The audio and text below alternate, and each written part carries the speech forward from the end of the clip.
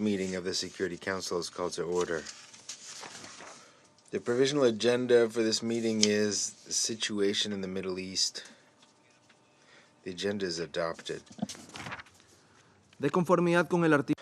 In accordance with Rules 37 of the Council's Provisional Rules of Procedure, I invite the representatives of the Islamic Republic of Iran, the Syrian Arab Republic, and Turkey to participate in this meeting. It is so decided. In accordance with Rule 39 of the Council's Provisional Rules of Procedure, I invite the following briefers to participate in the meeting: Mr. Geir Pedersen, Special Envoy of the Secretary General for Syria, and Madam Lisa Doughton, Director of the Humanitarian Financing and Resource Mobilization Division of the Office for the Coordination of Humanitarian Affairs. It is so decided. The Security Council will now begin its consideration of item 2 of the agenda. I now give the floor to Mr. Geir Pedersen. Thank you, Mr. President. 2023 has been another very difficult year for Syria. A year that saw devastating earthquakes, humanitarian needs reaching new highs, the economy plummeting to new lows, and the worst violence in 3 years. The year also saw new diplomatic openings, but did not lead to tangible changes on the ground for the lives of Syrians. In short, this has been another tragic year for Syrian civilians who were killed, injured, displaced, detained, and abducted in alarming numbers, and who saw no tangible moves towards a better future. Instead, on top of everything else, Syrians now face the danger of regional spillover, adding further fuel to the fire. Mr. President, these last weeks have seen a re-intensification of spillover effects from the developments in the occupied Palestinian territory and Israel. We have seen the following: multiple airstrikes attributed to Israel across Syria. The Syrian government reported that Israeli airstrikes rendered Damascus and Aleppo airports non-operational. Currently, only Latakia airport is functional, affecting both civilian air traffic and the UN humanitarian operations. We have seen multiple reports of missiles launched from southern Syria over the occupied Syrian Golan towards Israel and of IDF fire, and near daily attacks on US positions in northeast Syria. And in parallel, Mr. President, violence in all theaters of Syria continues and is even escalating once again in some respects, with alarming reports of civilian casualties. Just these last few weeks, we have seen escalating violence in northwest Syria, pro-government airstrikes intensified, as did frontline clashes, with very serious incidents of shelling by government forces on Idlib. Intensified shelling was also carried out by listed terrorist group Hayat Tahrir al-Sham and armed opposition forces, including Nubel and Sara in Aleppo. Further drone attacks on government areas attributed to Hayat Tahrir al-Sham and other actors based in Idlib, which the government says it intercepted. Turkish drone strikes amid intense artillery exchanges between Turkish and armed opposition forces on one side and SDF on the other. A continued trend of attacks by some Arab tribes on SDF positions in Deir ez-Zor, and no reports of government shelling on SDF positions too.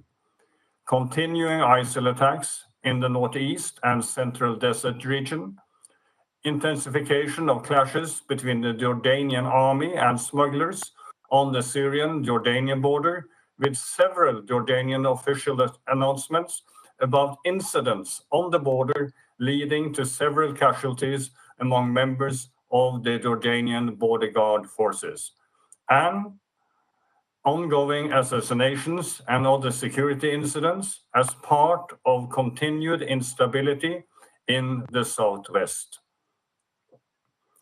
Mr. President, there is an urgent need for maximum restraint by all actors, Syrians and non-Syrians.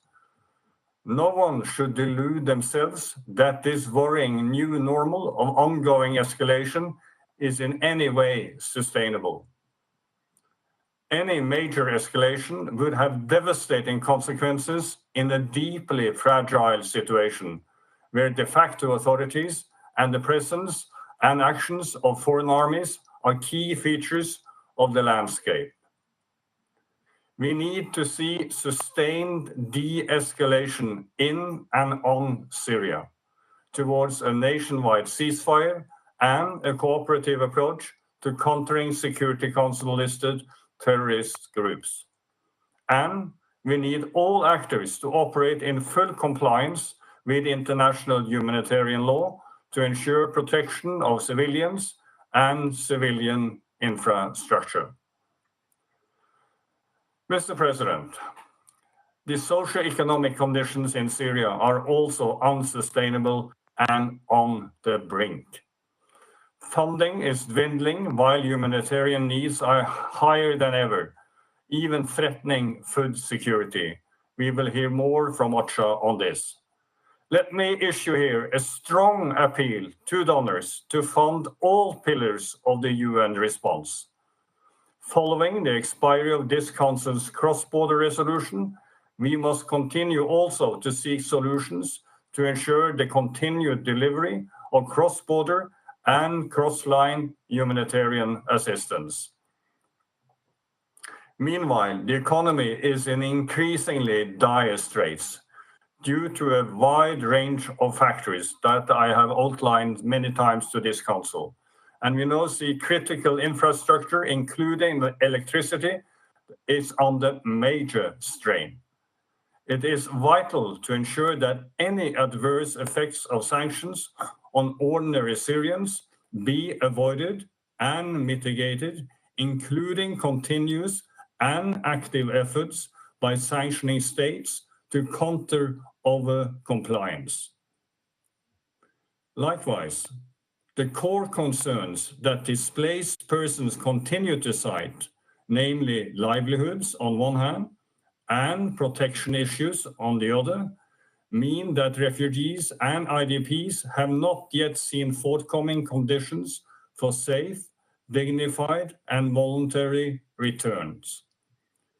Nevertheless, channels of dialogue continue as we and our humanitarian colleagues continue to assess Syrian government announcements. Mr. President, the challenges on the ground are symptoms of a conflict that no one actor or existing group of actors can solve alone. These challenges cannot be sustainably addressed without a political process that makes genuine progress towards a political solution addressing the issues contained in Security Council Resolution 2254. I had occasion to review the state of the political process and to stress the importance of moving the process forward when I met with the Syrian Deputy Foreign Minister in Geneva and with the President of the Syrian Negotiations Commission in Doha. And I carried similar messages to key stakeholders this month, meeting senior Russians, American, Iranians, Arab, European, and Japanese officials. I reminded all that international cooperation is essential to get the Syrian political process back on track. Mr. President, the blockage of the Constitutional Committee for a year and a half, largely over what should be a secondary issue, the venue, has sent the wrong signal and been a setback. Despite the non-Syrian nature of this issue, I have exerted every effort to facilitate a solution and I have appreciated the efforts of others too. However, I can confirm from my wide consultations that there is no venue in the region that is both on offer and attracts consensus. And indeed, there is no signs this will change anytime soon. In these circumstances, I have been appealing to all that we should find a pragmatic way forward. Let us all respect the Syrian-led, Syrian-owned, UN-facilitated nature of the Constitutional Committee. The commitments made by the Syrian parties when they agreed to launch the committee, namely to a continuous process in Geneva, should guide the way forward. Yes, we can continue to explore alternative consensus locations, but in the meantime, we should come together to enable the reconvening of the Constitutional Committee in Geneva. Let me also remind the Council that proposals for step-for-step confidence-building measures are on the table, which would benefit all Syrians and give an important political impetus into the political process. Engagement, coordination, and information sharing is needed to move from ambiguous signaling to real confidence building via coordinated, reciprocal, verifiable actions. There are concrete moves that could be made if we work in this way. My good offices are ongoing with the Syrian parties, the regional players, and the international stakeholders in this regard. Mr. President, a credible political process equally depends on the participation of the widest spectrum of Syrians. In the 8 years since the establishment of the Civil Society Support Room, significant progress has been made in Syrian civil society of many kinds and perspectives increasingly working together. They are acting as a source of advice and inspiration and supporting grassroots peace building and humanitarian relief and advocacy. I was extremely pleased to have an extensive exchange in a virtual town hall format with over 130 civil society support room participants from all parts of Syria, whether currently based inside Syria, in neighboring countries, or in the wider diaspora. I was equally pleased to engage with the Syrian Women's Advisory Board this month. They remain very concerned at the potential for violence spiraling in the region and the relative lack of focus on Syria. WAM members also engaged with members of the Mediterranean Women's Mediators Network and examined ways to reinforce women's political role across various contexts in Syria and the region. Mr. President, as 2023 draws to a close, it seems no coincidence that renewed violence and popular frustrations, including protests, peaked later in the year. This took place at the same time as raised political hopes on different sides were unmet following various diplomatic moves and momentum began to fade. This should remind us that the status quo is unsustainable and it is unacceptable, and that this conflict cannot be left unattended. It also shows that partial approaches are unlikely to address the depths of Syrians' despair and contain the conflict sustainably. In 2024, there is therefore a clear need to refocus on the political process called for 8 years ago in Resolution 2254.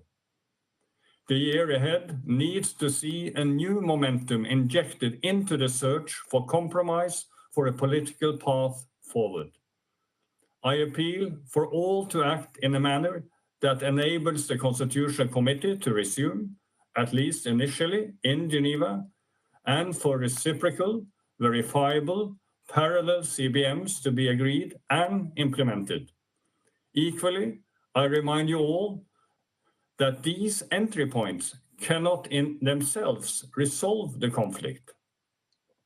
We must look to engage across a comprehensive set of issues of concern to relevant parties with new energy and new thinking, and lay the ground for a realistic and comprehensive multilateral approach, inclusive of all actors and all the issues at the heart of the conflict.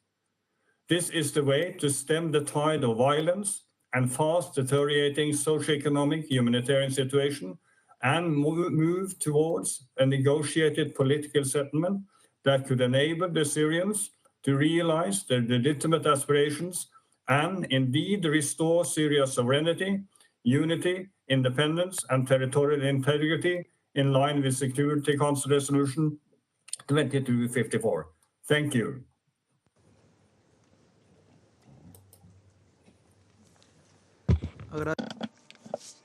I thank Mr. Peterson for his briefing. I now give the floor to Madam Lisa Doughton. Thank you, Mr. President. 2023 has proven to be yet another challenging year for the people of Syria. It started with devastating earthquakes that struck Turkey and northern and western Syria, killing tens of thousands of people, causing widespread damage in both countries. In Syria, the earthquakes hit when needs were already at the highest level since the start of the conflict. They affected close to 9 million people across the country and killed at least 5,900. Millions were displaced, and countless essential service facilities were damaged or destroyed. The United Nations and our humanitarian partners responded immediately following the earthquakes. We provided first aid and trauma care, food assistance, and shelter support. We provided psychosocial support and protection programming. We supported the removal of rubble and worked to urgently restore basic services. However, devastating and widespread damage to infrastructure caused by the earthquakes is still being acutely felt 10 months later, even more so amid the current economic crisis. Some 60,000 families lost their homes, while hundreds of thousands of homes, thousands of schools, and hundreds of health facilities were damaged. Mr. President, working with our partners, we've supported the rehabilitation of hospitals, schools, markets, roads, water lines, and other civilian infrastructure, including through projects financed by OCHA's managed pooled funds. Here I must acknowledge the generosity of our donors who mobilized swiftly and completely funded the Syria earthquake appeal. However, there's much more work to be done. Survivors are enduring terrible trauma while grappling with the material aftermath of the destruction. And our ability to address the lasting and increasing needs across the country is now being severely constrained by a lack of resources. This includes funding for early recovery initiatives, which could address the suffering caused by earthquakes while reducing dependence on external aid. Mr. President, 2023 sadly saw hostilities in northern Syria return to levels not seen since 2019. Since August, the fighting in northwest and northeast Syria has killed or injured hundreds of civilians. It has forced tens of thousands of people to endure, and many of them, in fact, to relive the trauma of displacement. The hostilities have caused yet further damage to civilian facilities, including critical infrastructure, depriving millions of people of access to electricity, safe water, education, and essential health services. I remind all parties to the conflict that all feasible precautions must be taken to avoid and minimize civilian harm. This uptick in fighting reminds us that the conflict in Syria is far from over. For humanitarians, it demonstrates once again that without progress towards an end to the conflict, it will be impossible to effectively address the extensive humanitarian needs in the country on any sustainable basis. Mr. President, against this backdrop, cross-border relief operations remain an indispensable lifeline for more than 4 million people in need in northwest Syria. Agreement by the government of Syria for the United Nations to use the Bab al-Hawa crossing for the delivery of humanitarian assistance currently runs until 13 January 2024. Consent to use Bab al-Salam and Al-Ray crossings, initially granted following the earthquakes in February, was further extended in November for an additional 3 months until 13 February 2024. Mr. President, as we've repeatedly said, the sheer scale of needs across the country underscores the urgency of scaling up the delivery of aid via all modalities. The United Nations is committed to continued engagement to ensure all 3 border crossings remain open. In the coming days, we will formally request that the government of Syria extend its consent for the use of Bab al-Hawa border crossing for as long as humanitarian needs persist. The United Nations will also continue to advocate for sustained and predictable humanitarian access across Syria through all possible means, whether cross-border or cross-line. The huge benefits of increased access were amply demonstrated following the emergency measures introduced by the government of Syria after the earthquakes. These measures allowed the United Nations agencies to conduct over 300 missions into northwest Syria. Our colleagues were able to directly engage with affected populations there, conduct needs assessments, and improve the monitoring of projects and programs. Through these missions, we're also able to work closely with women and girls and their community advocates to strengthen our interventions in response to existing gender barriers that impede women and girls' access to vital life-saving services. These missions have been a net gain, resulting in the enhanced overall efficiency of the humanitarian response in northwest Syria, and we look forward to seeing them continue. Unfortunately, while access reaps benefits in one place, setbacks challenge us elsewhere. United Nations humanitarian air service flights, essential for the transportation of UN personnel and vital temperature-controlled medical cargo, have been suspended since 12 October due to repeated attacks on Damascus and Aleppo airports. Mr. President, as I've already mentioned in relation to the ongoing earthquake response, a lack of funding is severely constraining our ability to respond to increasing needs across Syria. 2 weeks from the end of the year, the 2023 Humanitarian Response Plan for Syria is only 33% funded. Just $1.8 billion has been received out of the required $5.4 billion. By comparison, last year's response plan was 52% funded. Mr. President, as we have repeatedly warned, this lack of resources is severely constraining our ability to provide critical life-saving assistance to millions of people in need. Following the reductions announced by the World Food Program in July, which cut food assistance to some 40% of those receiving it, we saw families increasingly resort to negative coping mechanisms, such as drastic reductions in daily food intake, increased child labor, and growing malnutrition among children. Since we last briefed this Council, the World Food Program has been forced to announce additional reductions, completely cutting its main food assistance program, which has sustained millions of families in Syria for over a decade. Mr. President, starting in January, 5.5 million people who benefited from general food distributions at the beginning of 2023 will no longer receive it. These new cuts, coming as they do amid a deepening economic crisis, will have an even more devastating impact. With deep sadness, our preliminary assessments forecast further declines in food security in 2024, including a 29% increase in severe food insecurity rates among displaced people living in camps and informal sites. In this context, the consequences of funding shortfalls for food assistance will be devastating. Mr. President, the situation is unsustainable and insupportable. As Special Envoy has reminded us again today, urgent progress must be made toward peace if the people of Syria are to have any hope for a better future. Let 2024 be the year in which genuine progress is made. In the meantime, we must all redouble our efforts to keep the people of Syria and their hopes alive. Our ask has been consistent. We need civilians and civilian infrastructure to be protected. We need sustained humanitarian access throughout the country through all modalities. And we need urgent and adequate funding to sustain the life-saving humanitarian response. Thank you, Mr. President. I thank Mrs. Doughton for her briefing. I now give the floor to those council members who wish to make statements. I give the floor to the representative of the Russian Federation. Thank you, Mr. President. We wish to thank the Special Envoy of the Secretary General for Syria, Geir Pedersen, as well as the Director for the Humanitarian Financing and Resource Mobilization Division of UN OCHA, Madam Doughton, for their overview of the political humanitarian situation in the Syrian Arab Republic. The unprecedented toll of casualties of the escalation in the Palestine-Israel conflict zone has provoked additional tensions in the friendly country of Syria. Against the backdrop of Israel's brutal military operation in the Gaza Strip and the ongoing armed raids on the west bank of the Jordan River, we have observed a stark increase in various forces and units' presence in the region.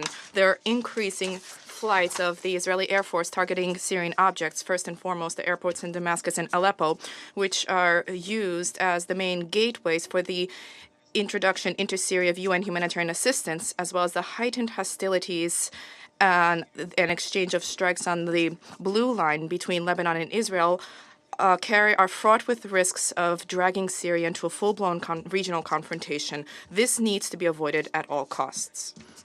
At the same time, in the country, the existing difficulties in the country persist and are worsening. The terrorist hotbed in Libya, hostilities between the Kurds and pro-Turkish groups, instability in the south, including the Atanf area zone, which is under the U.S. control.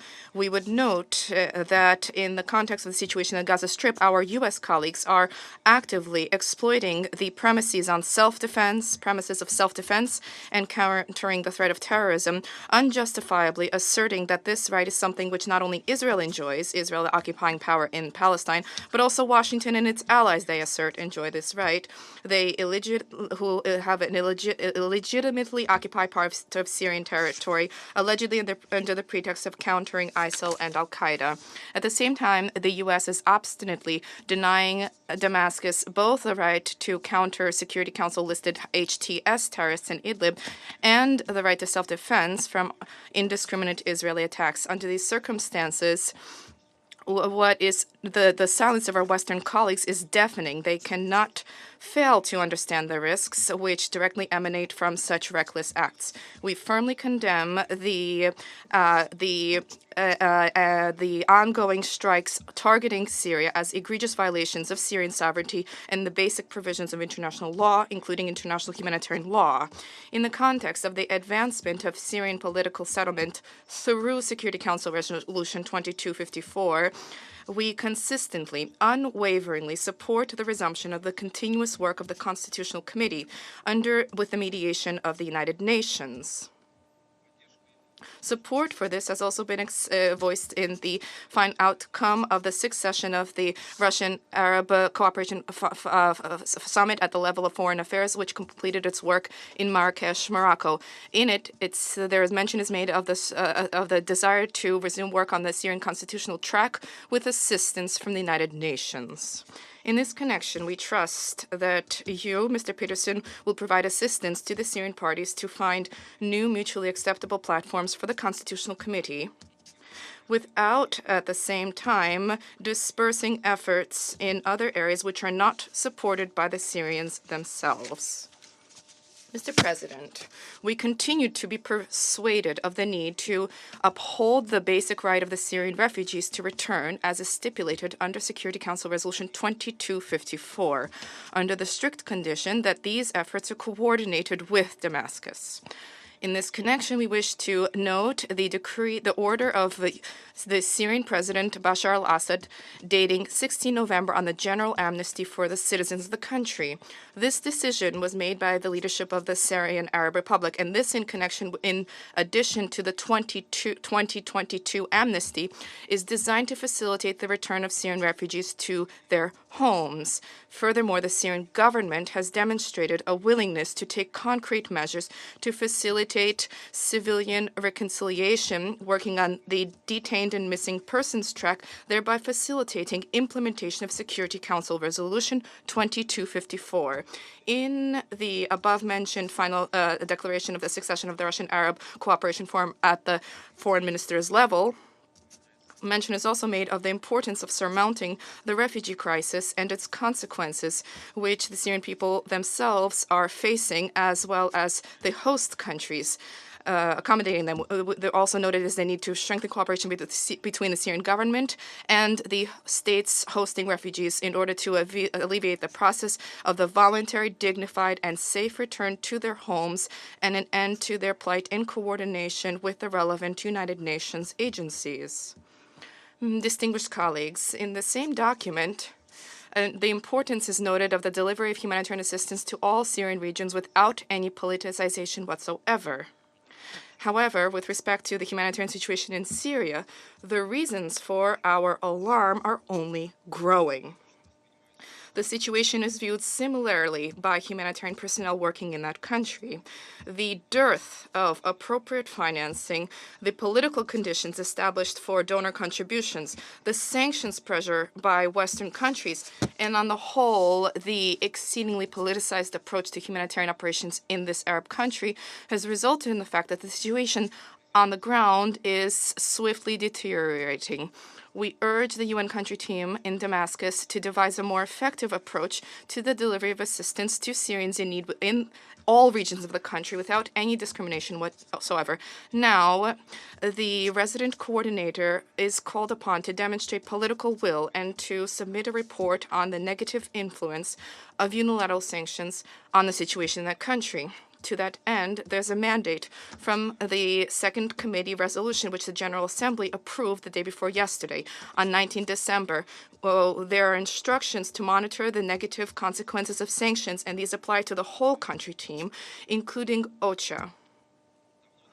What should long ago have been rescinded is the Internal Secretariat Manual on the parameters and principles for the delivery of humanitarian assistance to Syria, which directly links the conduct of recovery efforts in the country to progress on the political track. This is nothing other than the UN Secretariat directly catering to Western anti-Syrian preferences, which casts a shadow on the impartiality requirement for all UN staff, which is enshrined in the Charter. Mr. President, the Syrian government extended on 10 November the permission for the UN to use the Bab as-Salam and Arai cross-border points for another 3 months. That is until 13 February 2024. On the 13th of January 2024, the temporary permission for the United Nations to use the Bab al-Hawa checkpoint will expire. The fate of this is the sovereign decision of Damascus, a decision taken as part of bilateral dialogue between the Syrian government and the UN. In any event, we believe that the humanitarian potential of the Bab al-Hawa checkpoint should not be used by UN personnel from the office in Gaziantep for spontaneous visits to Idlib which are not agreed upon with Damascus. OCHA should be strictly accountable before the authorities of the Syrian Arab Republic on this question. We are aware that the UN is planning, before the end of the year, to finally send 2 northwestern regions in Syria, the first since the non-extension of Security Council 2672, the first humanitarian convoy through the line of contact. We trust that this operation will be a success, for regardless of what some may attempt to assert, the humanitarian needs in regions not under Damascus's control in this part of the country remain high. On the whole, it behooves us to note that the cross-line convoy mechanisms, which our Western and Secretariat colleagues do not, the need for which our Western and Secretariat colleagues have not disputed, continues not to work. We see no particular zeal in working with those who faint-heartedly are called authorities on the ground in order to address this absolutely unacceptable situation, undermining the premise that assistance to Syrians in Idlib needs to be delivered using all possible means. This brings us to the clear conclusion that the suffering of the Syrian people, like the suffering of the people in Gaza, is something which our Western colleagues have no concern about whatsoever. All they care about are geopolitical games and support for their clients in the region, regardless of what crimes they may perpetrate. Thank you.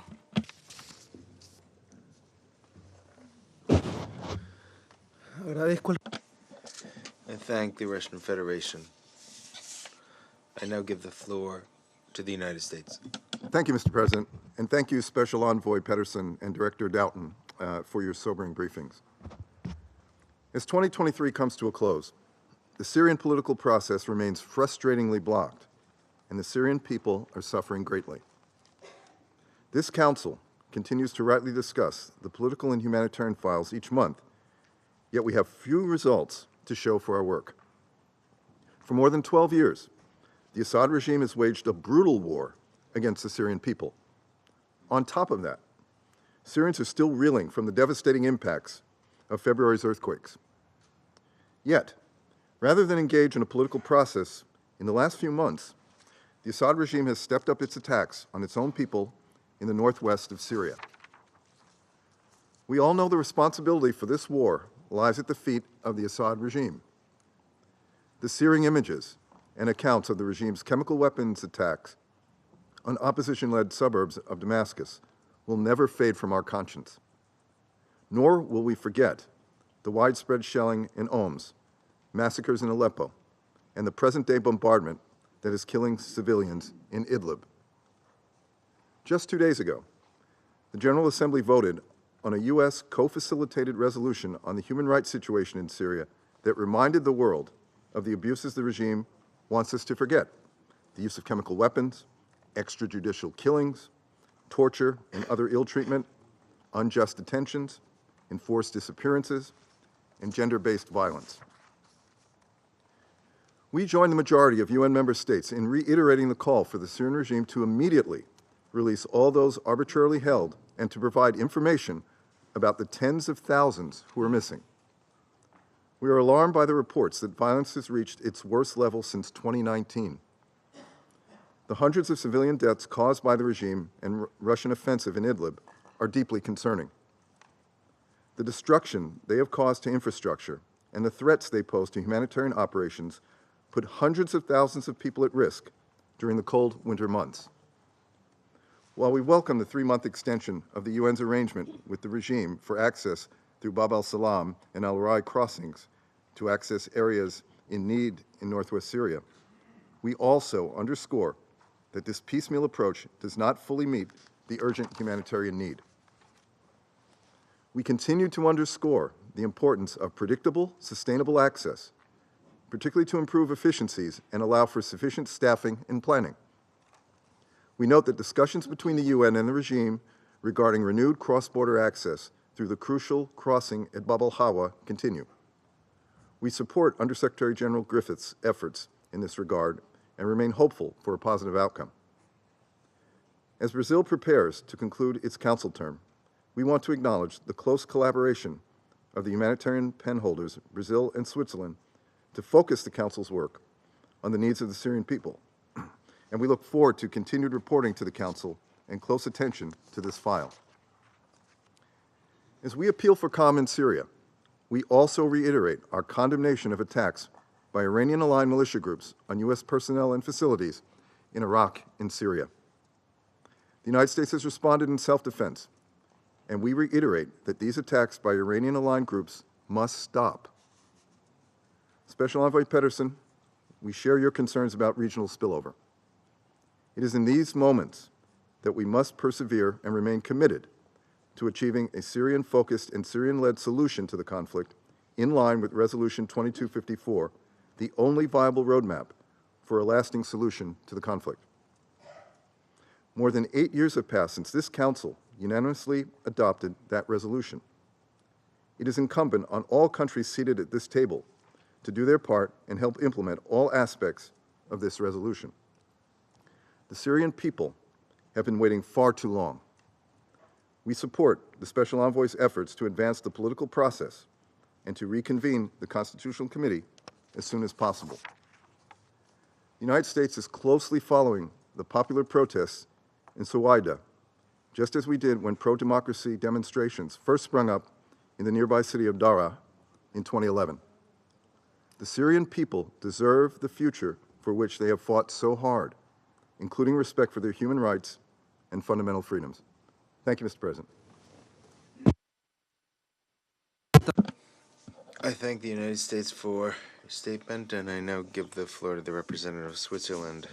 I speak on behalf of Switzerland and Brazil, co-pen holders of the Syrian humanitarian file. We thank Special Envoy Geir Pedersen and OCHA Director for the Humanitarian Finance and Resource Mobilization Division, Lisa Doughton, for their briefings. We also acknowledge the presence of representatives from Syria, Turkey, and Iran in today's meeting. This is the last joint statement together with Brazil before our very esteemed co-pen holder partner concludes its term on the Council. We would like to thank them for the excellent cooperation throughout. We will miss you and use this opportunity to both look back at this year and towards future developments. As we are all aware, in 2023, the people of Syria have experienced severe hardship. The earthquake, with its epicenter in Turkey, has heavily affected northern Syria. People lost their homes, families and community members in a matter of minutes. At least 6,000 people were killed, with many more injured, and thousands of buildings have been destroyed. This has led to further deteriorations of the already dire humanitarian situation. The number of out-of-school children grew by at least 25%. Inadequate sanitary infrastructures in makeshift camps for internally displaced persons and the lasting extreme drought and water scarcity facilitated the spread of the cholera outbreak across most of Syria. The large-scale vaccination campaign by the UN has been helpful to transforming cholera cases into milder, more manageable infections. However, it still remains a concern. At the same time, food insecurity keeps rising and cases of severe malnutrition are increasingly reported, especially with children, and we just heard it. Yet, due to lack of funds, the World Food Programme had to reduce drastically rations since the summer, while in 2024 the number of beneficiaries will be significantly reduced. These reductions risk having consequences on access to other basic services, as people will have to prioritize, and leading to increased negative coping mechanisms such as child labor or early marriage. The worrying increase in violence and attacks in the northeast and northwest of the country since October has caused internal displacement, cost lives, and significantly damaged civilian infrastructure. Furthermore, repeated airstrikes on the two main airports of the country have disrupted UN humanitarian aid flights, hampering severely the transports of humanitarian goods and personnel. We recall that international humanitarian law must be respected by all parties, and the protection of civilians must be ensured at all times. Moreover, the cross-border mechanism of aid delivery went through a major shift this year. Following the devastations of the earthquake, Syria has agreed to open the Bab al-Salam and al-Rey border crossings in order to facilitate the emergency response. The time-bound authorization has been renewed until 13 February. In July, the authorization for the UN to operate the Bab al-Hawa cross-border aid mechanism from Turkey to northwest Syria transitioned from a Security Council mandate to a consent-based arrangement, which is set to expire on 13 January. In the middle of harsh winter conditions, we trust that all of the authorizations will be renewed without conditions and time limit, as the lifeline for millions of people depend on those. Parties must allow and facilitate humanitarian access to all people in need. This is an obligation under international humanitarian law. All access modalities are necessary, including cross-border and cross-line, to support people in need across Syria. We further hope that sufficient funding of the humanitarian response will be ensured so that life-saving assistance as well as early recovery projects can be ensured. In order to prevent that this grim retrospection transforms into an even bleaker outlook for 2024, the international community has a responsibility to act. A political solution in line with Resolution 2254 is urgently needed. In the midst of the turmoil in Gaza, with its regional implications, the Security Council must not forget the plight of the Syrian people. Mr. President, let me conclude with expressing our appreciation to the United Nations, as well as its partner organizations, for their tireless work and efforts in serving the people in need in Syria. Along with cholera vaccination campaigns, delivery of humanitarian items, food rations, water sanitation, health and protection services, cash and voucher assistance, and so much more, these humanitarian actors help avert the humanitarian crisis to deepen even more and provided much-needed hope to the people. We need to ensure the context for a safe and efficient implementation of their work. Building on our role on the Council with Brazil so far, Switzerland is committed to keep the Council's continued attention on the humanitarian situation in Syria. I thank you. Monsieur le Président, Mr. President, I would now like to make a statement of my national capacity on the political situation in Syria. As 2023 draws to a close, Switzerland can look back on a pivotal year for Syria. The earthquakes of 6 February, which shook a country already devastated by war, revived welcome regional diplomatic efforts under the aegis of the League of Arab States. These diplomatic efforts seem to have stalled, and we can only regret this. The current political status quo, coupled with the renewed intensity of the conflict, is of great concern to us. We are also concerned about the serious risk of a major regional escalation into which Syria could be drawn. We must avoid this situation at all costs. We wish to point out that the solutions to the conflict in Syria are known. They're contained in Resolution 2254, which the Council adopted precisely 8 years ago. At a time of great regional tension, its implementation is particularly urgent. In addition to a national ceasefire, a multifaceted commitment is needed. This includes resuming the work of the Constitutional Committee. In this respect, we regret the lack of significant progress and urge all parties concerned to commit themselves in good faith and to collaborate with the Special Envoy, whom we thank for his efforts to relaunch such a process. Switzerland remains ready to make Geneva available to host the meetings of this committee, as well as any other type of talks and initiatives aimed at promoting a lasting peace in Syria. Mr. President, in view of the tragic human toll of the past year, we once again call on all parties to establish a nationwide ceasefire and to ensure the protection of civilians. It is essential that all parties respect and ensure respect for international humanitarian law, in particular the principles of distinction, proportionality, and precaution in the conduct of hostilities. It is imperative that the civilian population and civilian objects, including infrastructure indispensable to the survival of the population, be protected. This Council must make this its priority. The Syrian population desperately needs this. For its part, Switzerland will spare no effort. Switzerland would like to pay tribute to the remarkable commitment of Syrian civil society. These organizations play a crucial role in easing tensions and bringing about national reconciliation. Like the international, impartial, and independent mechanism, they play an important role in documenting international crimes, which is essential in the fight against impunity. Their work is therefore fundamental to achieving lasting peace. We would like to reaffirm our full support for them and stress the need to provide them with the resources they need to carry out their work. Thank you. I thank the representative of Switzerland for her statement. I now give the floor to Ghana.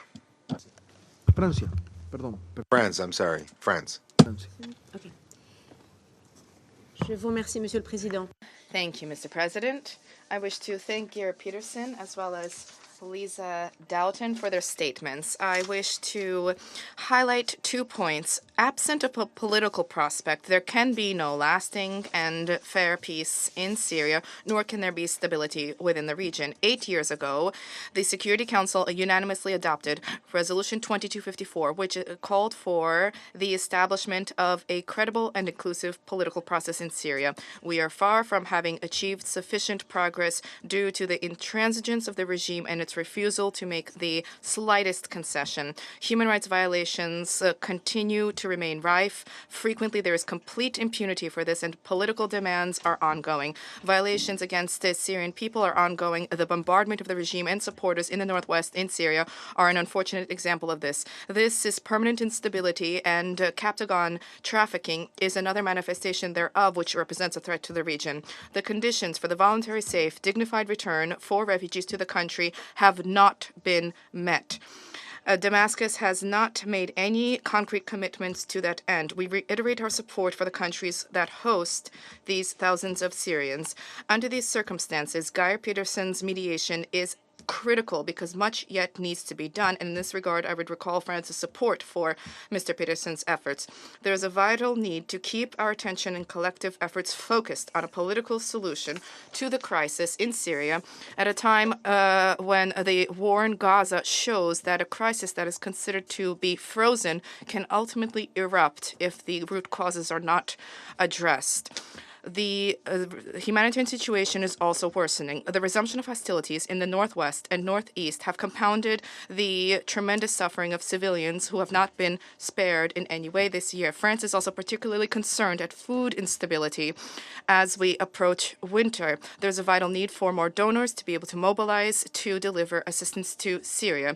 In this particularly grim context, international humanitarian law needs to be upheld by all parties in Syria. There is a particular need to guarantee access for humanitarian assistance in a secure, predictable, and transparent way, and there's a need to ensure the safety and security of humanitarian personnel. As the authorization for the United Nations to use the Bab al-Hawa checkpoint is set to expire on the 13th of January, we urge the Syrian regime to renew this authorization without a time limitation. The use of additional checkpoints and crossing points should also be considered. There's a vital need for the Council to remain seized of the matter with the Secretariat to provide written reports on the humanitarian response in Syria. Thank you. I thank France and give the floor to Ghana. Mr. President, I have the honor to deliver this joint statement on behalf of the African members of the Security Council. We thank Special Envoy Geir Pedersen and Director Lisa Dalton for their briefings and welcome the participation of the representatives of the Syrian Arab Republic, the Islamic Republic of Iran, and Turkey in this meeting. The humanitarian crisis in Syria has continued to maintain its downward trajectory, with an overwhelming number of Syrians requiring various forms of assistance. As we heard again today, unfortunately, children and displaced people are bearing the brunt of the country's acute and rising food security crisis. At the same time, necessities such as water and electricity are in short supply, with millions having to live without them. Added to the economic challenges, cuts to humanitarian support due to funding shortfalls, and the wanton destruction of agricultural infrastructure resulting from the prolonged conflict has created a crisis within a crisis. The upsurge in violence in parts of the country has worsened the protection concerns as thousands of civilians remain displaced and are unable to safely and voluntarily return to their homes. Women and girls have been particularly vulnerable under such circumstances as they are exposed to gender-based violence in displacement camps. Consequently, the daily lives of Syrian women and girls are marred by gender-based violence, early and forced marriage, and characterized by limited opportunities and resources. Mr. President, amid this unending crisis, funding shortages persist, with this year's humanitarian response plan recording the lowest contributions of 33% in the past 3 years. The low funding has constrained aid agencies' ability to provide the needed support to vulnerable populations. We reiterate our appeal to the international community to support the humanitarian cause in the country to ease the human suffering in Syria. In view of the dire nature of the humanitarian situation, the A3 pledges its full support for any mode of aid delivery that helps the most vulnerable people. We urge the parties to collaborate closely with the United Nations to create a safe and secure environment for unhindered delivery of humanitarian aid through all modalities. Given the substantial number of beneficiaries of the cross-border aid delivery mechanism, the A3 urges the Syrian national government to renew the authorization for the use of the Bab al-Hawa border crossing before its expiration in January 2024. This is vital to maintain an uninterrupted supply of life-saving assistance in the area. Despite the broader scope of this delivery system, the A3 is of the view that aid distribution across the front lines is equally important and should be expanded to complement the cross-border supplies. Mr. President, it is regrettable that the political situation in Syria continues to deteriorate, notwithstanding international and regional efforts to find a lasting solution to the conflict. The Arab Spring that had renewed hope of a new dawn of democracy in Syria has failed to deliver on the aspirations of the youth. Instead, Syria is still marked by political instability and violence, with devastating consequences for civilian lives and well-being. Rising military hostilities in the country in recent times without regard to safeguarding civilian lives is deepening the crisis. We remind the parties of their obligations under international humanitarian law to protect civilians and civilian infrastructure. All parties must exercise maximum restraint and take proactive steps towards de-escalations. The parties involved must remember that no group can win in the midst of such a constant bloodshed. A nationwide ceasefire remains sine qua non for the start of the political process in accordance with Resolution 2254. The most workable solution to the conflict remains a Syrian-led and Syrian-owned inclusive political process undertaken with the support of the international community under the aegis of the United Nations. In this regard, the role of the United Nations Special Envoy Geir Pedersen remains critical if the political process is to crystallize into a tangible outcome that brings respite and restores the hopes of all Syrians. Genuine commitment to the peace process and support of the parties to his efforts, including the step-for-step confidence-building measures, will go a long way to ensure peaceful resolution of the conflict. Reconvening the meeting of the small body of the Constitutional Committee with active participation of all parties will give impetus to the political process. We therefore call for broad consensus behind the proposal of the Special Envoy for prompt resumption of the meetings of the committee without further delay. Mr. President, the A3 welcomes the report of the Secretary General on the implementation of the resolution on the establishment of the independent Institution on Missing Persons in the Syrian Arab Republic. We call for full cooperation of all stakeholders to help address the plight of the detained and missing. The families of the victims deserve to know the fate of their loved ones. In concluding, the A3 reiterates its collective call for a nationwide ceasefire and the immediate resumption of negotiations among the parties towards a political settlement that brings comprehensive and lasting peace and stability to Syria in line with Resolution 2254 of 2015.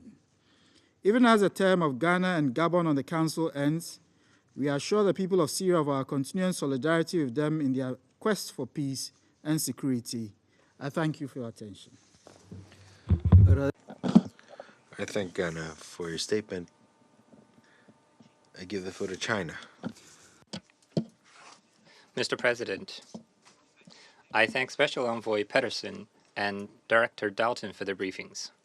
Currently, the neighboring environment of Syria continues to deteriorate, and the spillover risks of the Palestinian-Israeli situation continues to accumulate, which have had some complex impact on the situation in Syria. Recently, multiple locations in Syria, including the Damascus airport, suffered frequent airstrikes. China is deeply concerned about this. We call upon all relevant parties to stay calm and exercise restraint, refrain from any actions that may escalate tensions, and spare no effort to reduce the risks for regional security. The international community, in particular a major country, should play a constructive role in preventing the spread of the conflict. The urgent priority is to stop all illegal military operations in Syria and end illegal military presence in the country. Political settlement is the fundamental way out for the Syrian issue. China supports the Syrian-led and Syrian-owned political process and calls upon all Syrian parties to enhance dialogue and work for substantive progress in the work of the Constitutional Committee. We welcome the extensive engagement by Special Envoy Pedersen with all parties on the implementation of Resolution 2254 and expect Arab countries to step up coordination and facilitate the political settlement of the Syrian issue. The counterterrorism situation in Syria remains complex and dire. We support the Syrian government in taking necessary measures to combat terrorism and safeguard the country's security and stability, and in strengthening counterterrorism capacity building. The international community should fight all terrorism in Syria with zero tolerance. Mr. President, China has always supported the UN in maintaining positive interactions with the Syrian government and effectively implementing the new arrangement for cross-border humanitarian assistance on the basis of fully respecting Syria's sovereignty and the ownership of the Syrian government. In recent years, UN humanitarian funding for Syria has continued to decline, over which we have expressed concerns multiple times. The relevant donors should earnestly fulfill their commitments and effectively meet the humanitarian needs of the Syrian people. It needs to be pointed out that unilateral sanctions and resource plundering have long hindered the recovery and development of Syria's economy and society and aggravated the humanitarian challenges facing the country. We urge the relevant parties to immediately and unconditionally end these illegal actions. Thank you, President. Agradezco al representante de China. I thank China for your statement. And I'll give the floor to the United Kingdom. Thank you, President, and thank you to Special Envoy Pedersen and Director Dalton for their briefings. President, today in our final session of the year on this item, we should reflect on the situation in Syria over the last 12 months. 12 months in which there has been no progress on the political process, no improvement in civil or political rights for Syrians or on arbitrary detentions, no improvement in the conditions to enable the safe, voluntary, and dignified return of refugees. The humanitarian crisis has deepened and the captagon trade has only grown. As we enter the new year, we believe there are 3 areas where the Council can meaningfully focus. First, the threat posed to the region from actors within Syria remains of grave concern. We are particularly concerned by the continuing attacks against the global coalition against Daesh in northeast Syria, the increasing tensions along the Jordanian-Syrian border, and the reported strikes into Israeli territory by Assad regime and Iranian-affiliated forces. Regional escalation serves nobody's interest. Second, UN humanitarian access at Bab al-Hawa remains vital. Over 3/4 of all UN aid transits via this crossing, and it remains a critical lifeline for 4.1 million Syrians. The Syrian regime's current permissions expire on 13th of January. We fully expect them to be renewed. Cross-line operations can complement, but not replace, the essential support which cross-border mechanisms provide. Finally, we need to continue to support the UN Special Envoy in his efforts to convene a meeting of the Constitutional Committee as soon as possible in the new year. Mr. President, 18th of December marked 8 years since this Council unanimously adopted Resolution 2254. As we have said many times, implementation of this resolution remains the only way to end this conflict and provide sustainable peace and stability to the Syrian people. Thank you. I thank the United Kingdom for your statement, and I now give the floor to Brazil. Thank you, Mr. President. Brazil aligns itself with the statement made by Switzerland in our capacity as co-pen holders of the Syrian humanitarian file. We also thank Special Envoy Geir Pedersen and Director Lisa Dalton for their briefings. I will now speak in my national capacity on the political aspects of the conflict. But first, I would like to express our sincere appreciation for the very constructive partnership we have had with Switzerland in facilitating the Council's discussions on this file during a challenging year for Syria and the region, as for the Council as well. Mr. President, 2023 marks a year of change in the dossier, notably being the first in many years without a resolution on cross-border assistance, despite the intensive negotiating process led by the co-pen holders, Brazil and Switzerland. Currently, 3 crossing points are being used to deliver aid to those in need with the consent of the Syrian government. We welcome this important moment of cooperation between Syria and the humanitarian community, coordinated by OCHA, and hope that it continues to move in the right direction for the benefit of the Syrian people and the future of the country. The UN's role in aid delivery remains vital, especially as a rising number of Syrians depend on humanitarian assistance. Mr. President, in recent months, we have witnessed an escalation of violence in Syria and the region. The situation in northern Syria has worsened. In the northwest, there have been reports of airstrikes resulting in civilian casualties and significant damage to civilian infrastructure. These include attacks by the Security Council designated terrorist group Hayat Tahrir al-Sham. There have been disturbing reports of violence in the northeast, including attacks on civilian infrastructure. Humanitarian law must be respected. Civilians and civilian property must be protected during hostilities. Syria has been repeatedly affected by the current escalation of the conflict in Israel and Palestine. Strikes on Aleppo and Damascus airports have disrupted UNRWA's flights on more than one occasion. The risk of regional escalation is real and deeply worrying. In the midst of this growing instability, we urge all parties to exercise maximum restraint. We emphasize the need to respect the sovereignty and territorial integrity of Syria in accordance with international law and the resolutions of this Council. Brazil has consistently maintained that there is no military solution to the Syrian conflict. Given the escalating humanitarian crisis and deteriorating security conditions in Syria, an immediate and comprehensive ceasefire is urgently needed. We are grateful to Special Envoy Geir Pedersen for his continuous efforts to re-engage key stakeholders in the search for a solution to the current stalemate in the political process. Being so legitimately proud of its vast community of Syrian descent, Brazil follows closely the situation in the country and fully shares the Secretary General's assessment that, quote, nothing would do more to alleviate the suffering in Syria and stem the tide of humanitarian needs than an inclusive, comprehensive, and sustainable political solution to end the conflict consistent with Security Council Resolution 2254 for 2015, end quote. Diplomacy and genuine political will must be given every opportunity to succeed. Let us not only hope, but also work diligently towards a political outcome for Syria that will ultimately bring the peace, stability, and reconciliation so desired by the Syrian people. Thank you.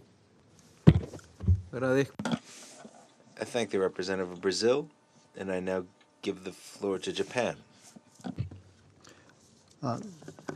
Thank you, President. First, I thank Special Envoy Pedersen and OCHA Director Ms. Doden for their valuable briefings. Mr. President, we remain deeply concerned about the risk that the conflict in Gaza could escalate and expand across the region. The security situation in Syria is already fragile, with sporadic clashes between Israel and Syria in Golan Heights, Israeli airstrikes, including on Syria's international airports, ongoing hostilities in the north, and various military clashes involving ISIL and other Islamic resistance groups. OCHA notes that the humanitarian impact of recent hostilities in the northwest is the highest since 2019. Any misjudgment could lead to a new large-scale military conflict. All parties concerned must exercise maximum restraint to avoid this. Clearly, there is a need to refocus the political process to address the root causes of the Syrian crisis, which have long been ignored.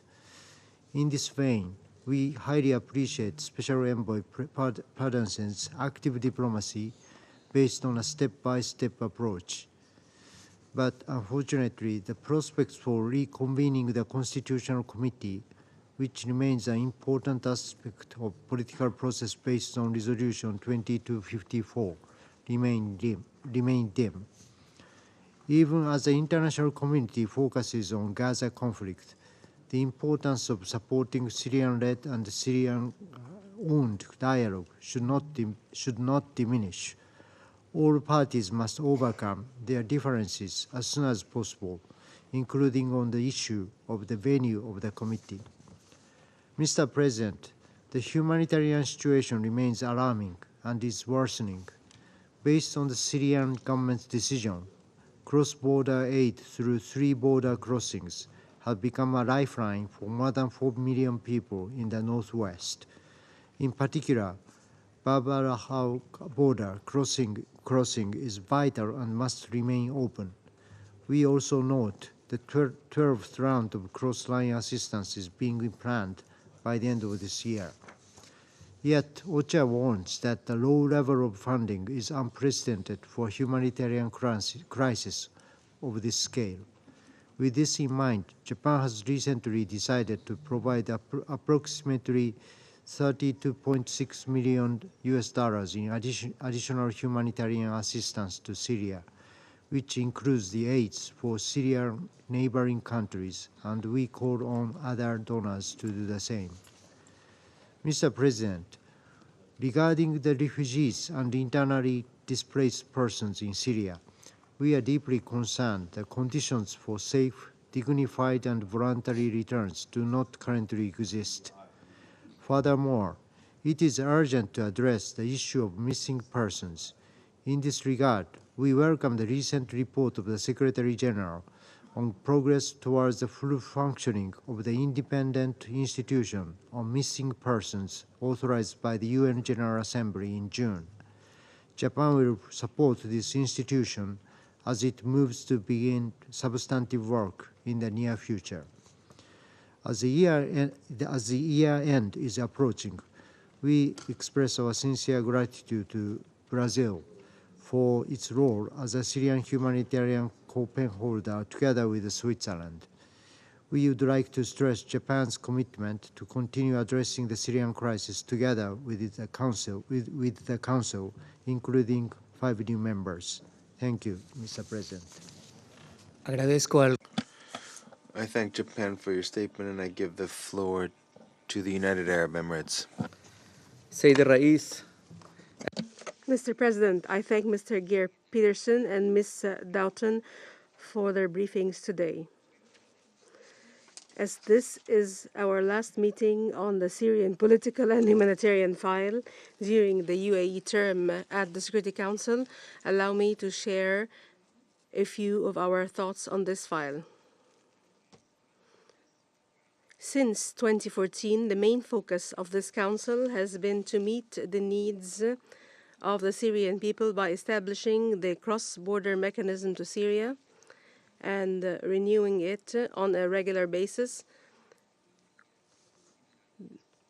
which has contributed to providing relief aid to millions of Syrians.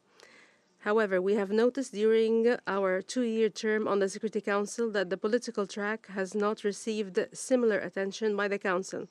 This is despite the fact that reaching a peaceful solution is necessary to address the humanitarian crisis in a suitable manner. While aid continues to flow through the 3 crossings, Bab al-Hawa, Bab al-Salam, and Al-Rai, with the approval of the Syrian government and the efforts of the UN and humanitarian workers on the ground, the Security Council should simultaneously intensify its work on the political track and support the efforts of the Special Envoy for Syria to reach a peaceful solution as the only means to end the suffering of the Syrian people and to restore security and stability in Syria and the broader region. Over the past several years, the political track has not seen any concrete progress towards ending the Syrian crisis. Meanwhile, the humanitarian and economic conditions have continued to deteriorate to unprecedented levels. Today, there are more than 15 million Syrians in need of humanitarian aid.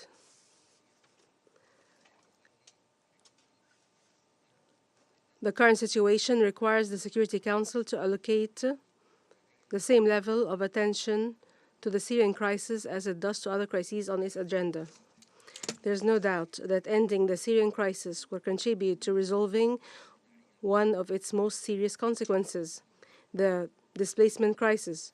Today, there are about 7 million displaced Syrians. This requires providing appropriate living conditions for the voluntary, dignified, and safe return of refugees and displaced persons, including through the implementation of early recovery projects.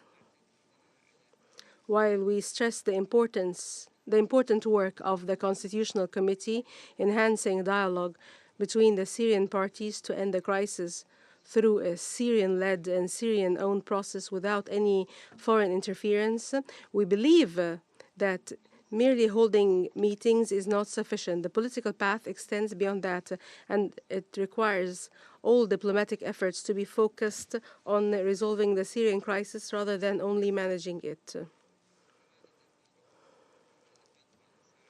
Also, these efforts are necessary to address security conditions in Syria, which will worsen if there's no political solution on the horizon. We have closely monitored with concern the violent escalation in the northwest of Syria, along the Syrian borders, and across many other regions in Syria. This reaffirms the need to continue working towards de-escalation and a ceasefire throughout all Syrian regions. This issue has become particularly urgent in light of the escalating tensions in our region. The conditions in Syria cannot afford any more escalation. In closing, Mr. President, we look forward to the day when Syria turns the page on conflict and regains its security and stability. The Syrian people have an ancient civilization. They deserve to lead better lives and a future with dignity on their homeland as we have always known them, or as has long been the case. The UAE will continue to support regional and international efforts aimed at realizing these objectives. I thank you. I thank the representative of United Arab Emirates, and I give the floor to Malta.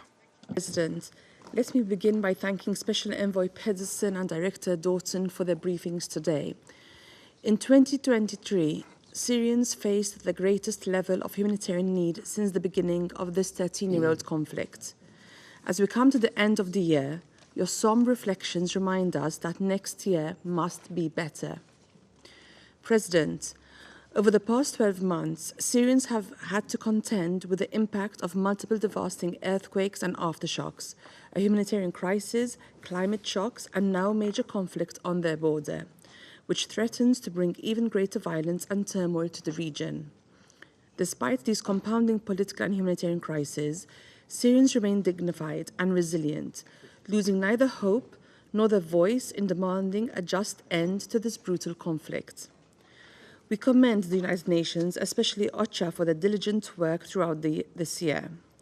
We thank them for their efforts in engaging with the parties to ensure the free flow and facilitation of humanitarian assistance, both within Syria but also across borders at a time when it was needed most.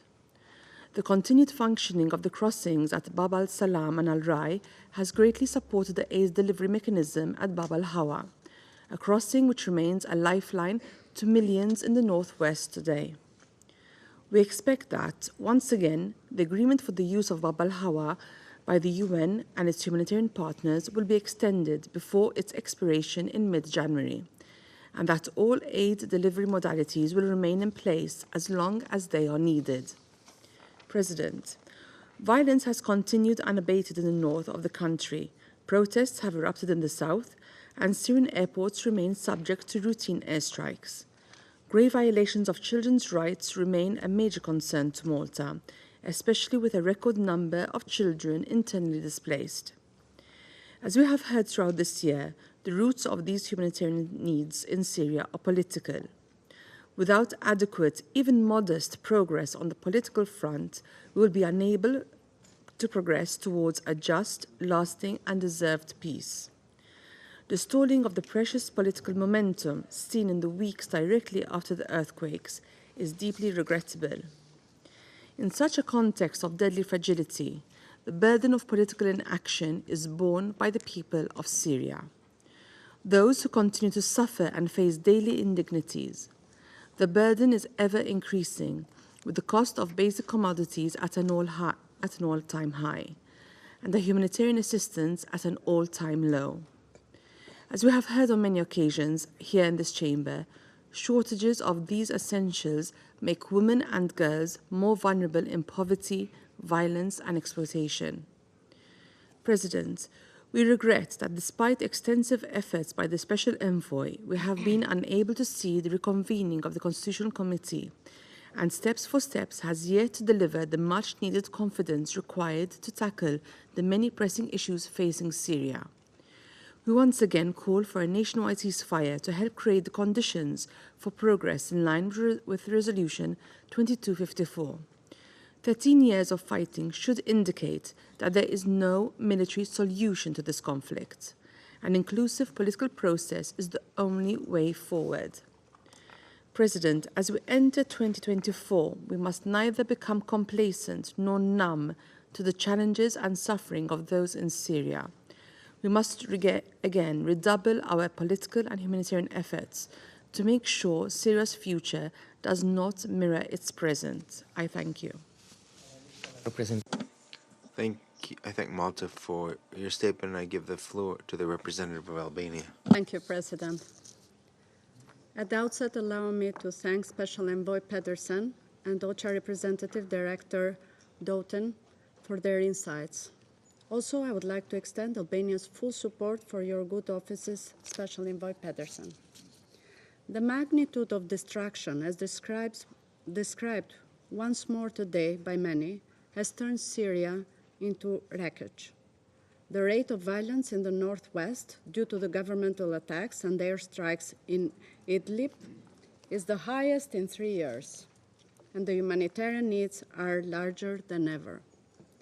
Considering the situation in the region, we echo the call of the Special Envoy for maximum restraint, the escalation in respect of the nationwide ceasefire, and in full compliance with international humanitarian law, as well as step-for-step measures to revitalize the political process based on UN Security Council Resolution 2254. Without breaking this political impasse imposed by the Syrian regime, the envision of a brighter future for Syrian people becomes more difficult. We urge the regime to use the momentum and not to delay the convening of the Constitutional Committee as a practical necessary step to put back in track the Syrian-led, UN-facilitated political process. And we support the efforts of the Special Envoy Pedersen in this regard. President, the humanitarian situation is an extension of the political stalemate. The economic devastation, including inflation, unemployment, and the collapse of the essential services, has compounded the already dire humanitarian situation, putting communities into further desperation. The international community should stand in solidarity with Syrian people and deepen its support for the humanitarian response plan. The aid delivery should remain predictable, sustainable, and transparent. In this vein, we urge for the extension of the authorization of the Bab al-Wawa cross-border beyond the January deadline. President, silence is no longer an option. This Council should be united in supporting the people in Syria. We owe it to the millions of refugees who cannot return safely to their homes. We owe it to the children stripped of their childhoods and victims of sexual and gender-based violence. We believe that pursuit of justice is fundamental to provide some relief for the victims of torture and gross human rights violations, to restore human dignity and provide closure to families of missing people or detainees. The decision of last month of ICJ for Syria to take all measures to prevent acts of torture and other cruel treatment is a landmark for accountability. In other potentially positive note, an upcoming launch of the Independent Institution on Missing Persons in Syria, a mechanism supported by Albania when voted in the GA in June, would provide an answer for the hundreds of thousands lives interrupted, for all those whose fate remains unknown and voice silent. Above all, it would bring an end to the suffering of the families who saw their loved ones forcibly separated in the shadows of the conflict. And it is important, this process, to be transparent and coordinated with UN. In concluding, I want to reiterate that Albania will remain a strong advocate of the Syrian people in their pursuit for justice and for a better future in dignity. I thank you. Agradezco la representación. I thank the representative of Albania for her statement. I will not make a statement in my national capacity as representative of Ecuador. We take note and thank Gary Pedersen and Madam Lisa Doughton of OCHA for their briefings, and I welcome the representatives of Syria, Turkey, and Iran to the meeting. For Ecuador, it is essential to step up diplomatic efforts that make it possible to re-engage dialogue and move towards a political solution to the situation in Syria in conformity with the provisions of Resolution 2254. We would encourage the Special Envoy to continue conversations with the members of the Astana Group, neighboring countries, regional partners, and other actors inside and outside of Syria, with the goal of bringing about the meetings of the Constitutional Committee and to discuss substantive issues on it regarding its operations. We agree with the Special Envoy Pedersen when he states that there is a direct relationship between the lack of progress in the political sphere and the risk of an escalation of violence. This impact will further complicate the security and humanitarian situation in Syria and the region. We regret that the current outbreak of conflict in the region has led to an escalation of violence in Syria and has increased threats to the civilian population. The escalation of hostilities in Damascus, Idlib, and western Aleppo speak to the fact that Syria is experiencing the most violent period since 2019 right now. It's unacceptable that 45,000 people in the city of Ebreha remain without access to sources of drinking water due to the military use of the water station, which increases the risk of the spread of diseases such as cholera. We would like to make an appeal to abide by international humanitarian law and in this context to protect the civilian population infrastructure critical for their survival as well as humanitarian assistance actors. The sheer number of people that require humanitarian assistance to survive in a situation of poverty, malnutrition, and displacement should serve as a reminder to that the Council must continue to examine the situation in Syria. Furthermore, we urge the government of Syria to offer responses on the condition and whereabouts of disappeared persons and those arbitrarily detained, as well as to establish a transparent system of accountability. We'd like to express the hope that all political and social sectors of society, especially women, take a meaningful part in the processes aimed at building a peaceful and prosperous future in Syria with the goal of restoring a civic space and the rule of law. In conclusion, I'd like to express gratitude to Brazil and Switzerland for their commitment and work as co-pen holders. Ecuador will continue to support efforts to facilitate the work of the UN team on the ground and provide humanitarian assistance to the people of Syria. Thank you very much. I go back to my role as President of the Council, and I now give the floor to the representative of the Syrian Arab Republic. Thank you, Mr. President. At the outset, I congratulate you on your assumption of the presidency of the Security Council for this month. I also thank your predecessor, the permanent representative of the People's Republic of China, for successfully conducting the work of the Council last month. Mr. President, today's briefing on the political and humanitarian questions in my country, Syria, is the last for this year. It is held amidst ongoing threats and challenges my country has been facing for years due to terrorism the illegal military presence of the US and Turkish forces in parts of Syria, the escalation of repeated Israeli attacks on Syria's vital facilities, and the exacerbation of the humanitarian crisis due to the failure of donors to fund the humanitarian response plan, in addition to the disastrous repercussions of the illegal unilateral coercive measures imposed by Western countries on my country. Therefore, the condemnation of this Council of all these violations of Syrian sovereignty, unity, territorial integrity, international law, and the Charter of the UN is a legal responsibility and a humanitarian necessity. Mr. President, we have listened to the briefing by Mr. Geir Pedersen, the Special Envoy for Syria, and we continue to engage in dialogue and coordinate with him on his work. The Deputy Minister of Foreign Affairs and Expatriates have met Mr. Pedersen last week in Geneva and stressed Syria's commitment to a Syrian-led, Syrian-old political process without any external interference on the basis of the respect for Syria's independence, sovereignty, unity, and territorial integrity.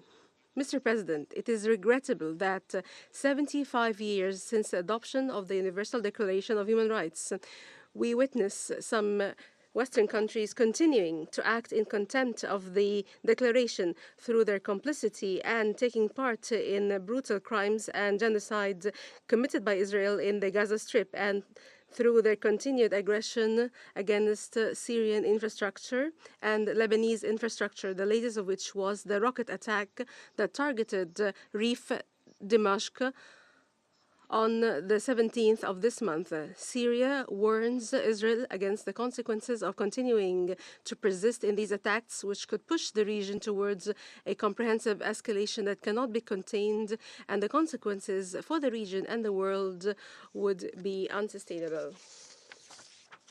Ladies and gentlemen, the US and the EU continue to impose unilateral, inhumane sanctions that have significant impact on the enjoyment of the most basic human rights by Syrians, including children, women, and the elderly, as they are denied food, medical care, electricity, housing, and essential services.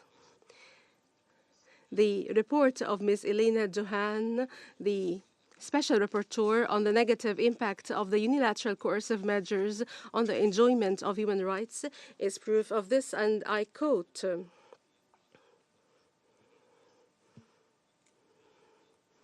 "The comprehensiveness of existing unilateral sanctions against the Syrian Arab Republic and the growing over-compliance, in particular following the imposition in 2019 of the Syrian Civilian Protection Act by the US of America, have placed the country in a straitjacket with serious adverse effects on the broad spectrum of human rights." Here, I would like to commend the adoption by the GA of the resolution Unilateral Economic Measures as a means of political and economic coercion against developing countries, which requests the Secretary General to monitor and study the impact on the affected states. My delegation looks forward to the UN and ESCWA conducting the study on the impact of these UCMs on UN activities and the humanitarian situation in Syria. Mr. President, the United States of America has not only directly engaged in the aggression against the Gaza Strip, shoulder by shoulder with the Israeli war criminals, and turning a blind eye to the repeated Israeli attacks on civilian infrastructure in Syria. It continues its destructive policies by insisting on its illegal military presence on Syrian territory, and its support for separatist militia, its looting of Syrian resources, oil, wheat, and gas, in addition to supporting and training the terrorist groups in Al-Hol and Rukban camps. And in the same context, the Turkish forces continue their illegal presence on our territory, and they provide logistical, military, and financial support to terrorist organizations in the northwest of Syria, which are listed as terrorist groups by the Security Council. Mr. President, the Syrian Arab Republic, affirms that the return of Syrian refugees to their homeland is a fundamental objective. Syrian refugees returning to their country enjoy, like other Syrian citizens, all the rights and duties guaranteed by the Constitution and the laws. In this context, measures and steps have been taken to provide for the dignified return of the refugees. We continue to take a positive approach to overcome the repercussions of the terrorist war against Syria. Following the amnesty decree issued by the President of the Republic last month, the Syrian government opened the door for regularizing the security situation of all those who entered or left Syria illegally. Also, we announced further measures related to the recruitment and the laws on military service. The government of Syria continues to coordinate and cooperate with OCHA towards improving the humanitarian situation in Syria. My country has recently renewed for an additional 3 months the authorization granted to the UN to use Bab al-Salama and al-Rai crossings out of our concern for humanitarian assistance to reach beneficiaries throughout the Syrian Arab Republic, including in the northwest. However, these joint efforts face the real problem of the low funding rate of the humanitarian response plan, which did not exceed 33%, and we are just days away from the end of the year. The World Food Programme, due to the lack of funding, has announced the end of its food assistance program starting next month throughout Syria. My delegation is surprised that some UN teams are reaching out to terrorist organizations listed by the Security Council, and we stress the need for them to stop this immediately. We also stress that the continued presence of OCHA's office in Gaziantep is a waste of resources at the expense of those who really need the assistance and deserve it. Ladies and gentlemen, we demand the halt of politicizing humanitarian work and putting political conditions on early recovery projects and providing sustainable solution and an immediate end, an unconditional end to UCMs. We also stress the need for the repeated Israeli aggressions on our civilian airports to stop. This has led to cancellation of a total of 27 UN humanitarian flights between the 12th of October and the 1st of December. I thank you.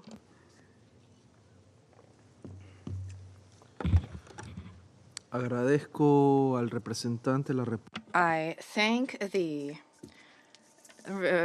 distinguished representative of the Syrian Arab Republic, and I'll now give the floor to the representative of the Islamic Republic of Iran. In the name of God, the compassionate and merciful, Mr. President, we thank Mr. Peterson, the Special Envoy, and Ms. Daqton from OCHA for their briefing. Mr. President, the humanitarian situation in Syria remains extremely challenging. People are grappling with economic hardship worsened by the U.S. imposition of unlawful sanctions. Adding to this challenge in the difficult funding the humanitarian response plan with only 32% of the needed funds secured. This significant shortfall is seriously hindering the capacity of the UN. A commitment to impartial assistance is crucial to ensuring that the humanitarian efforts serve the needs of the affected people without being influenced by political considerations. Donors must refrain from using aid to exert political pressure on Syrian government. Mr. President, on the political track, we support the resuming of meeting of the Constitutional Committee as an effective mechanism for advancing the political process.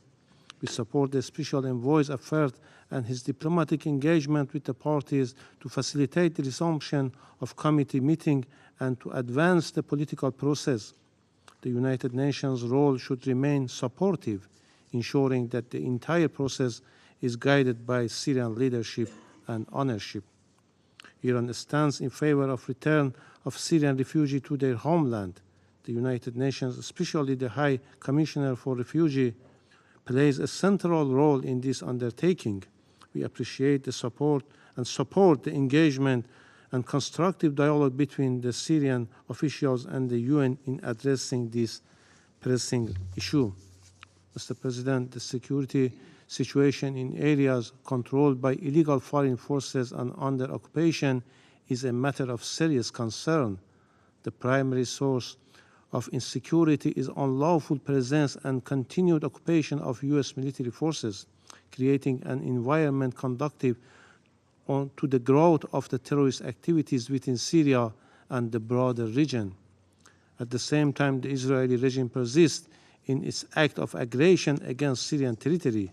In parallel with the atrocities in the Gaza Strip, this regime engaged in terrorism and aggression within Syrian borders, intentionally targeting civilians and critical infrastructure. We strongly condemn the terrorist attack on its military advisors in Syria on 2nd December, where 2 Iranian advisors were murdered during their mission to support the Syrian army against terrorism. We reaffirm inherent right of the Syrian Arab Republic under international law to take all necessary measures in response to terrorist attacks and acts of aggression by the Israeli regime.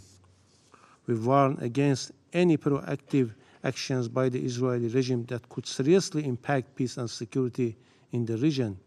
Iran called on the Security Council to condemn destabilizing activities of the Israeli regime and its severe violation of Syrian sovereignty and territorial integrity, which pose a threat to peace and stability in the region. In conclusion, Mr. President, the groundless allegation made against my country by the representative of the United States in this chamber that was repeated by the UK is categorically rejected. Contrary to this unfounded claim, Iran has consistently demonstrated its commitment to promoting peace and security in the region. The United States is fully responsible for its decade-long aggressions along with other crimes and unlawful measures in our region.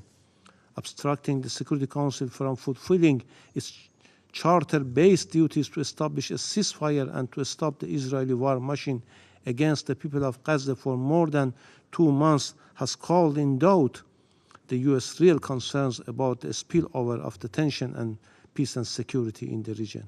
I thank you. Agradezco al representante. I thank the representative of the Islamic Republic of Iran, and I now give the floor to the representative of Turkey. Thank you, Mr. President. This week marks the 8th anniversary of the adoption of the Security Council Resolution 2254. The resolution reflects the contours of a consensual roadmap for the achievement of a lasting solution to the Syrian conflict. It remains most reliable framework for a sustainable way out of the Syrian crisis, which is through an inclusive, Syrian-owned, Syrian-led political process that meets the legitimate aspirations of the Syrian people. It mandates the UN to convene representatives of the Syrian regime and the opposition to engage in formal negotiations on a political transition process. And most importantly, it stresses the undeniable fact that it is the Syrian people who will decide the future of their country. All Syrians, including the opposition, diaspora, and refugees. 8 years after its adoption in this chamber, the vision, goals, and roadmap set forth in Resolution 2254 continue to constitute the international consensus for the resolution of the Syrian conflict. That being said, Syria has fallen off many radars recently. Currently, fluidity of the situation in the country and the wider region should not hold us back from addressing the root causes of the problem. Syria is not a post-conflict country. It cannot be without guaranteeing its territorial integrity and political unity.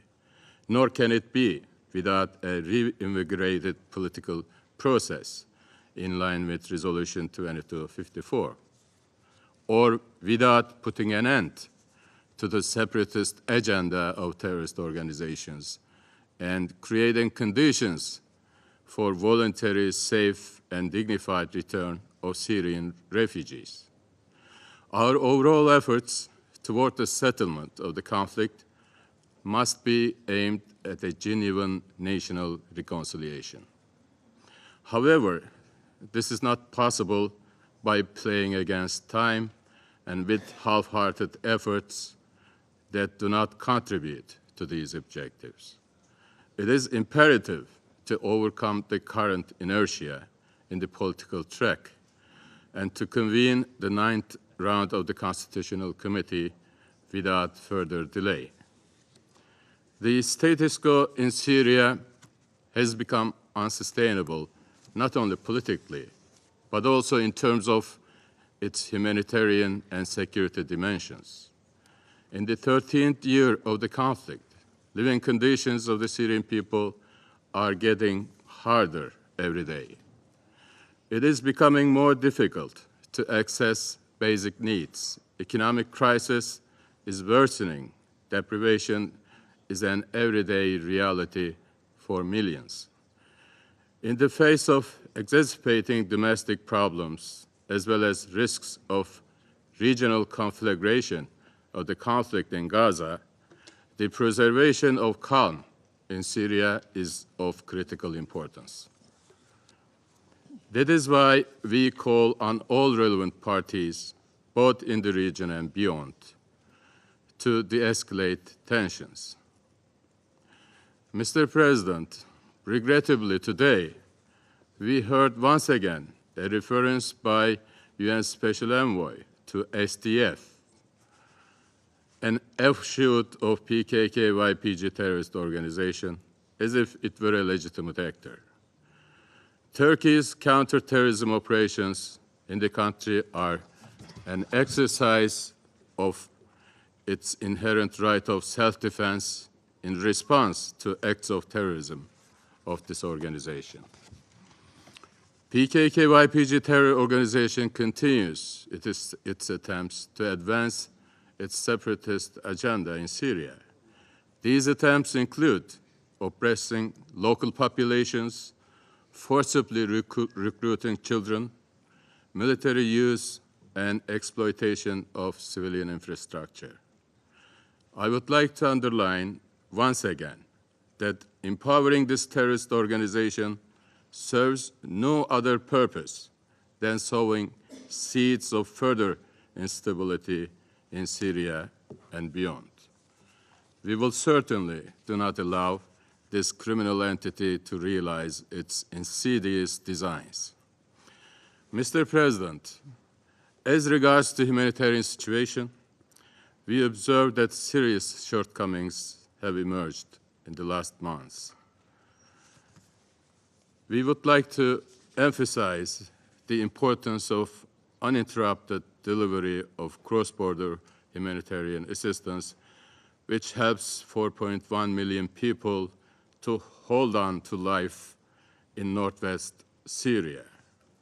In this connection, we once again underline significance of the UN monitoring mechanism, which guarantees the transparency of the aid deliveries. Planned budget cuts on humanitarian assistance towards Syria are also a serious source of concern. Under these circumstances, all stakeholders and donors have important responsibilities to help eliminate risks facing UN humanitarian response in Syria. We expect the continued use of Bab el-Hawa, Bab el-Salam, and Al-Rai border crossings for UN aid deliveries. The continued engagement of the UN Security Council is essential in this regard. Turkey will continue to support the people of Syria and all initiatives towards a sustainable solution to the Syrian conflict. I thank you. Agradezco al representante. I thank the representative of Turkey for statement. There are no further speakers on the list. I now invite members of the council to informal consultations to continue discussing this item. Thank you. The meeting's adjourned.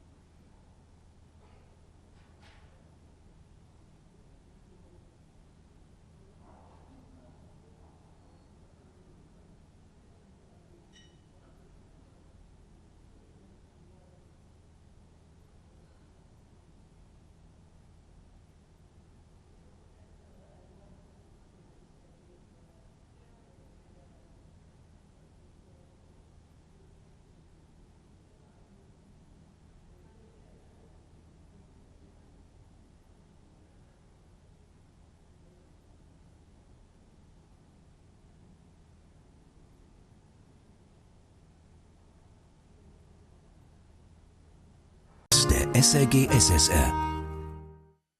Ivan Müller, ein estnischer Komponist der Frühromantik, war ein Klarinettenvirtuose. Hören Sie nun sein Konzertstück über das Lied Adelaide von Ludwig van Beethoven, eine Komposition für Klarinette und Orchester. Der Solist ist Dieter Klöcker, er wird begleitet vom Prager Kammerorchester unter der Leitung von Milan Lajcik.